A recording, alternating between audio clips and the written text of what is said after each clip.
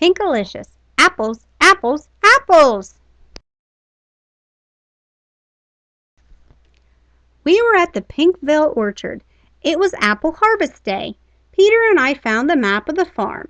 I read the names of the different apple trees. Pink-a-wow, I shouted. There's a kind of apple called Pink Lady. I couldn't believe it. A perfect apple. I had to find it right away. Peter and I searched through rows and rows of trees. We found red apples, green apples, giant apples, tiny apples, but no pink ladies. Keep looking, Peter, I said. They've got to be here somewhere. Oh, Pinkalicious, Peter called from behind me.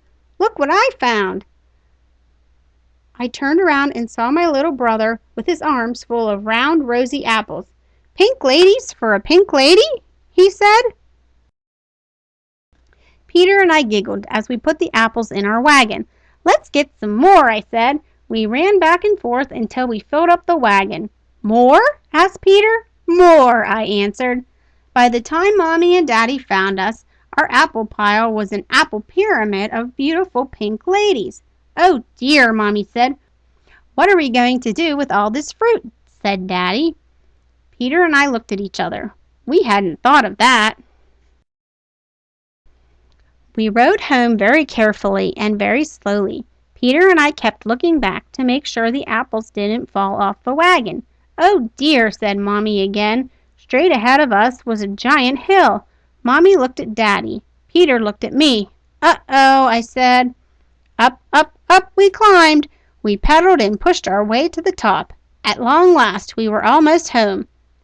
I could see all of Pinkville down below. I was so excited to get home that I started pedaling faster. Wait, said Daddy. Be careful, or the apples will. Daddy didn't get to finish his sentence. He was interrupted by the sound of rolling apples. The pink ladies fell out of the wagon and went flying down the hill. We tried to catch them, but they were rolling much too fast. In just a few seconds, the streets of Pinkville were covered with fruit. Come on, I yelled. We have to get our apples. Peter and Mommy ran in one direction. Daddy and I ran in another. We followed the apples as they tumbled down the street, picking them up one by one. We searched high and low for our missing pink ladies. Mommy and Peter found a bunch that had rolled into the schoolyard.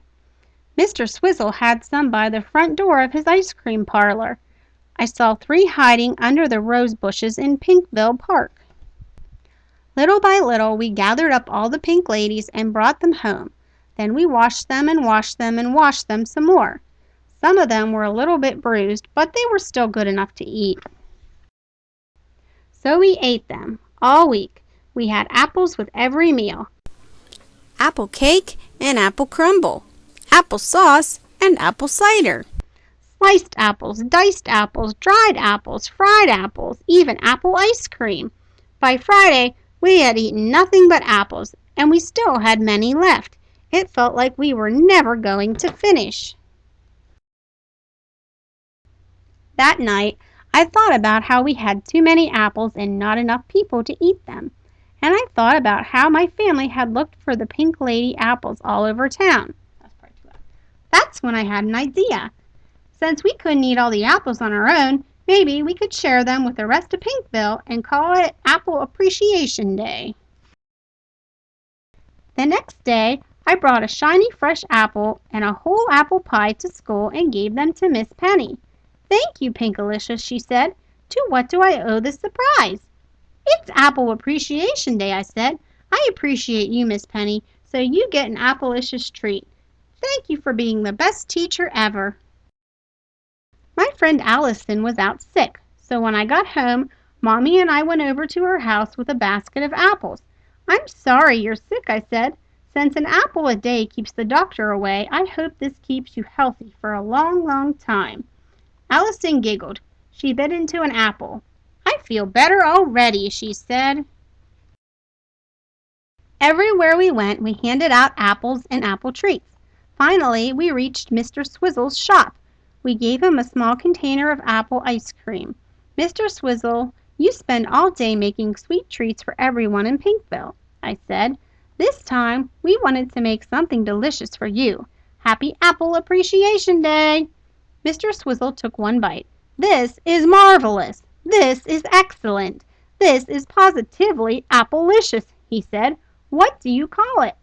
Pink Lady Supreme, I said with a smile. By that evening we had given away almost all our apples. We had only one left.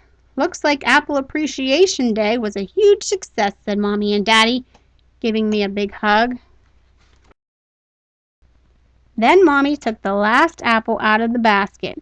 This one's for you, Pinkalicious, she said as she cut it in half and twisted it open. Inside there was a star. A pink lady with a star inside, said Daddy. That sounds like someone I know. Thanks for being so generous with the apples and for thinking of other people, said Mommy and Daddy. You are our star. The end.